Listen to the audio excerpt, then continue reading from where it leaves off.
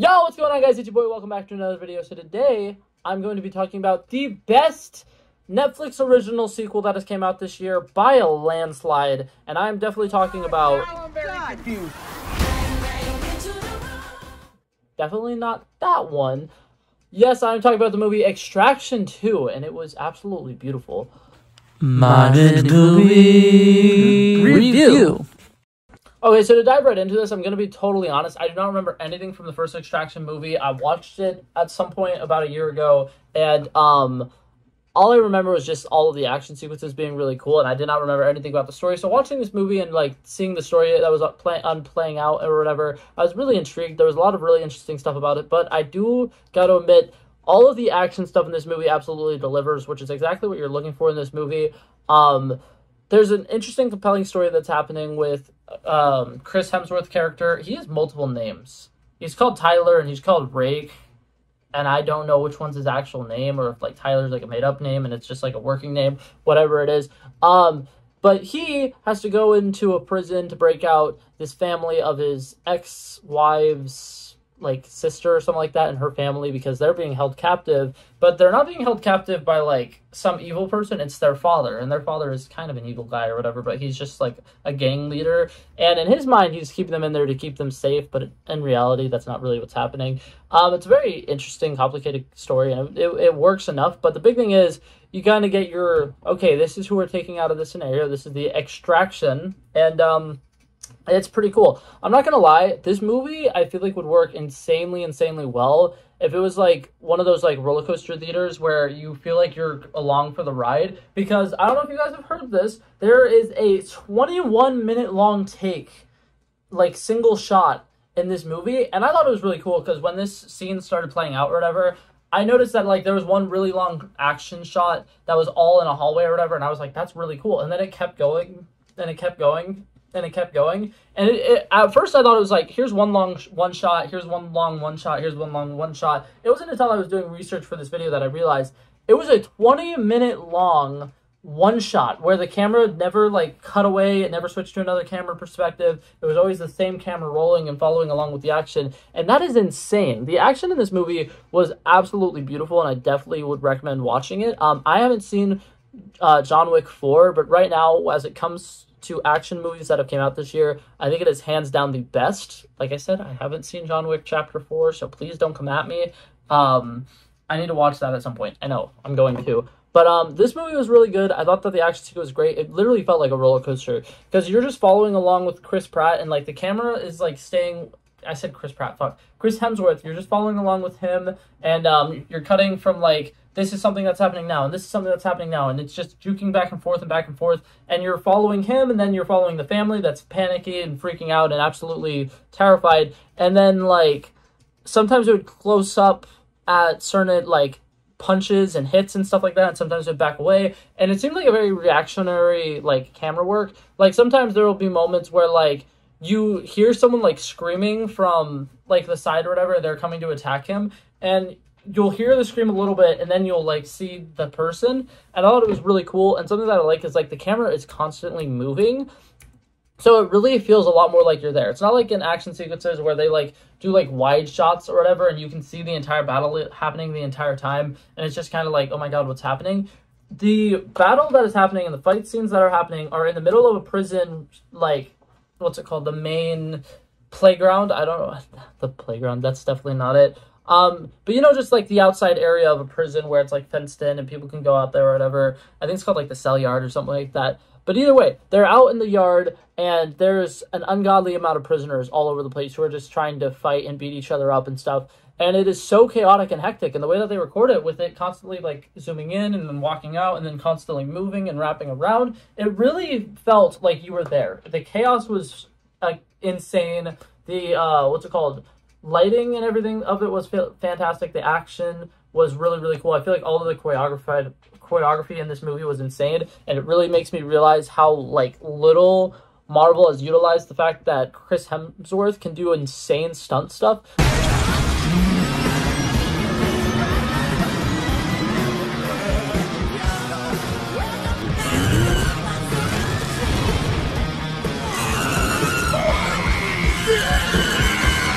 some of the like fighting moves and stuff that he was doing was really, really cool. And with it being a 21-minute long shot like that, you know he doesn't have any stunt doubles. Like, he's doing all these action moves completely by himself, and it looks amazing, it feels amazing, and like I said, this would be a really cool movie to see in like a 4D theater where you are moving along with them, because that's how this movie is filmed to feel. And especially for that 21-minute long take, you are along for the ride. You are with them. You're a part of the group who's like scared, running through these different hallways. There's a lot of action going on around you, but you're just so locked in on following him because he's the like light who's like carrying the torch, and he's like, hey, we're going to be safe. We're going to be fine. Just keep going, keep going, keep going. And it is really, really interesting. And I feel like the pacing of this movie was really, really good, because they start off the movie slow. Chris Hemsworth's character was like seriously injured or whatever, and he had to recover first. And during that, they do a good job setting up, like, here's this thing that's going to happen, here's the stakes of this thing that's going to happen, but be careful when you're doing it, because people are going to want to kill you, and it's going to be very dangerous for you. And the second you get into this prison or whatever, good luck, right? Like, that's basically what they said, because inside the prison, there's two rival gangs or whatever, and both sides are going to want to kill him. And they do a great job showing that, like, even when he, like, thinks that he's safe and he's like, okay, I have a moment to breathe, he doesn't. Something happens and catches him off guard. And it is so interesting the way that they do this, because for that entire 21-minute long take, which I'm going to be talking about probably for 21 minutes, no, I'm kidding, it's just constant, like, fighting and fighting and fighting and fighting, having, like, a quick, like, 10 seconds to catch his breath, realize what the heck is going on, and then going to follow him or whatever. And something else that I really liked, at one point, they show somebody hitting him in the back of the head with a brick, and there's a moment where it seems like he's going to be, like, concussed or something, and it's going to go horribly wrong. And the way that they, like, zoom in on his face and they record him, and it's like, the world around him is kind of, like, shaking, but he's completely still, is so beautiful. Like, I think that the camera work in this movie might be my favorite thing about it, which is insane to say, because the acting in it was really good. The overall story, I wasn't, like, fully 100% understanding everything that was going on, but everything, like, made sense to me. Like, the threats were real, the tension was real, and it, like, felt like a very, like, heart-driven story with the family. And the big thing is, there's the son who, even though his father is terrible and he's been doing these horrible things and he was going to kill his mother and stuff like that, it's still, at the end of the day, it's his father, and he really just wants to do whatever he thinks would make his father proud. And he really loves his father, and he's really, like, upset.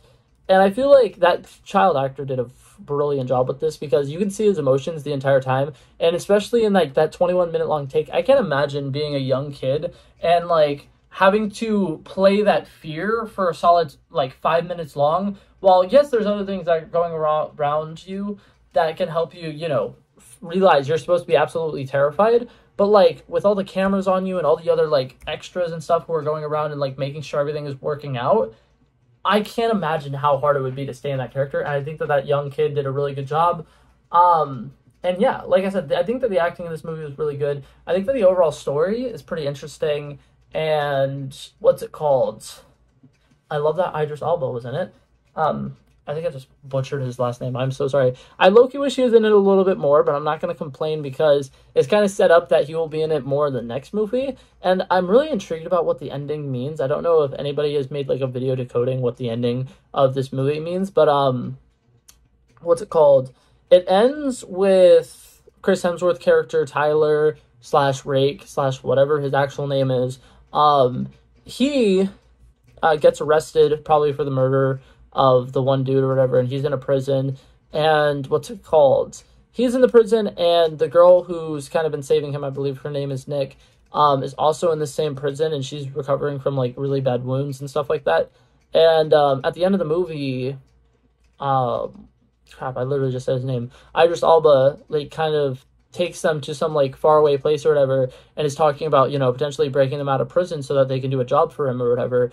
And I think it's, like, really weird. Chris Hemsworth's character is like, how are you going to do that? Are you going to break me out of prison? And I'm like, I know I probably missed some really important exposition stuff, but right now, you are nowhere near the prison. So, like, obviously, he's kind of already broken you out of prison. Why are you like, what do you mean you're going to break me out of prison? Like, obviously, you're already broken out of prison, but clearly I missed some important step in that somewhere. But, yeah. And the big thing that's the reveal at the end of the movie, though, is Idris Elba says just, like, you get to meet my supervisor or my boss or whatever, and he says, you're gonna love him. He's fucking gnarly or something like that. And I'm low-key, I haven't watched the movie The Gray Man, but I low-key feel like with the way that this movie was written and directed and stuff like that, and Anthony Russo is the person who wrote this movie, I believe. I don't think he directed it, but I believe he wrote this movie. And The Gray Man, which is another Netflix original movie, that's the one with Chris Evans being the bad guy and Ryan Gosling's the good guy, I believe.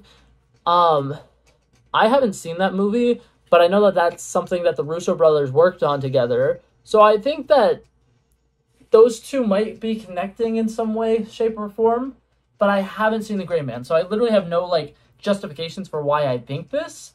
But if that is what's happening, I think that's going to be really great, because I think that all of the action sequences in this was fantastic. The way that everything was shot was cinematically beautiful. I think that this is by far one of the most epic action movies I've watched in a while.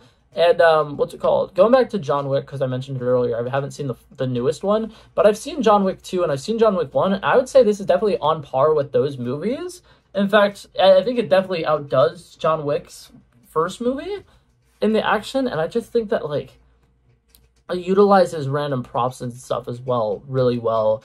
And the scenery, like, there's a fight scene that's on, like, a skyscraper and the roof is glass, and, like, they're, like, breaking through the glass and holding on for dear life and stuff like that. Is so epic, and I think that every different, like, foreign country that they go to, because at the beginning of this movie, it really feels like a globe-trotting movie, feels a lot like a different country and not just, like, some random set that they're on. So I will say this, I think that this movie is pretty damn good. So yeah, I really like this movie. If you have Netflix, I definitely would recommend checking it out. But my final rating that I'm going to give this movie is a solid 87 out of 100. I thought it was good, but there were some plot details that I wasn't fully understanding, and I really did have to kind of suspend my disbelief for a couple scenes, because at the beginning of the movie, Chris Hemsworth's character is like, he has like leg braces, he can barely walk, and he has like shoulder that's like sprained or something, and he has like it in a cast and stuff like that, and he just is told, hey, you have 6 weeks before this mission, and he just like starts working out and stuff like that, and all of a sudden he's fine. Small little knick-knacky things like that will bother me a little bit, but overall I thought it was great, and I really, really liked it, and I would definitely recommend you guys going out and watching it. But yeah, that's it for this video, guys. Hopefully you guys enjoyed it. I'll see you guys in the next one. Peace out.